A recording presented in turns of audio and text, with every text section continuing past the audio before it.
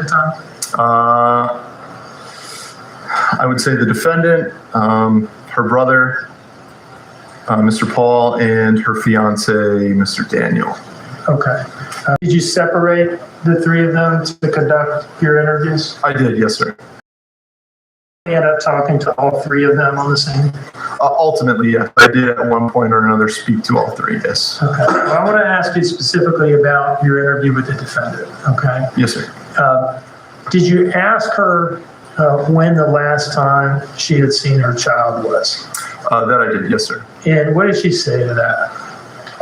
If I recall correctly, the defendant explained that she had gone to bed at approximately midnight that evening. And yes, that is approximately midnight that evening. And was she putting that out there as the last time she had seen her child, Quentin, I should say, the missing child, sometime before she... When I had asked that question, I believe I did ask if she remembers putting Quentin down at that time, yes. Okay. And did she tell you when she had woken up in the morning? I believe she explained that she woke up at 9 a.m. that next morning. So this initial interview with you, the first detective on scene, she's putting herself in bed around midnight.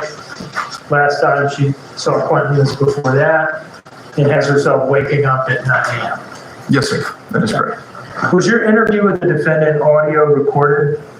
Yes, I did use an audio recording device for our interview on scene. Did you have a body-worn camera at that time? I don't believe I did at that time, no. And is that because detectives didn't have body-worn cameras at that point? Not normally. We did not wear body-worn cameras normally in our uniform. Okay. Do you see in front of you a disc marked as State's Exhibit 5? That is correct. Okay. And do you know what's on that disc?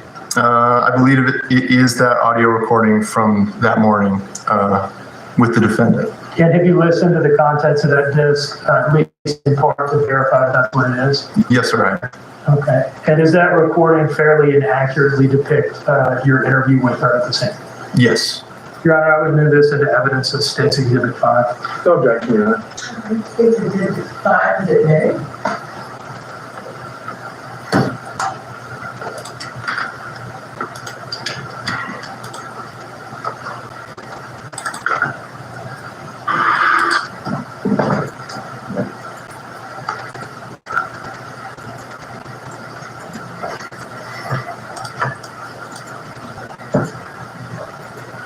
All this evidence. And Your Honor, at this point, I'll publish a brief portion from the beginning of this recording. I'm going to start at the very beginning of the recording, and I'll state for the record when I stop the playback. All right, thank you, Ms. Lee. So when's the last time you saw your child?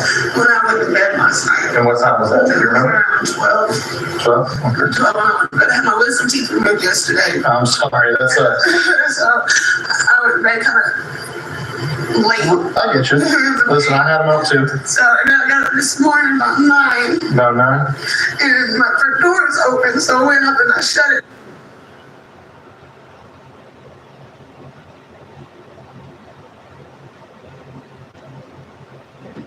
That's not good.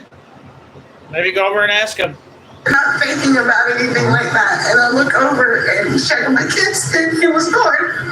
All the rest were there. Well, He duh. was gone. He was gone because you unalived him and put him in the trash can down the street. It's all right. It's all right. Take some deep breaths. That was actually a 34-second clip that I cut out of the larger file that was admitted, and I'll make it clear for the court reporter and the clerk at some point on a break what portion of the larger file was actually played. Thank you. Any issues with that? No issues, Judge. Okay, thank you. Now, did you go to headquarters that day for follow-on interviews with involving the defendant, Daniel Youngkin and Paul Simon? Yes, I did. That is correct. And were you paired up with an FBI agent to participate in these interviews? I was, yes. And do you remember who you were paired up with? I do have my report here, if I could look at that just to remember the name. Sure, if that would refresh your memory.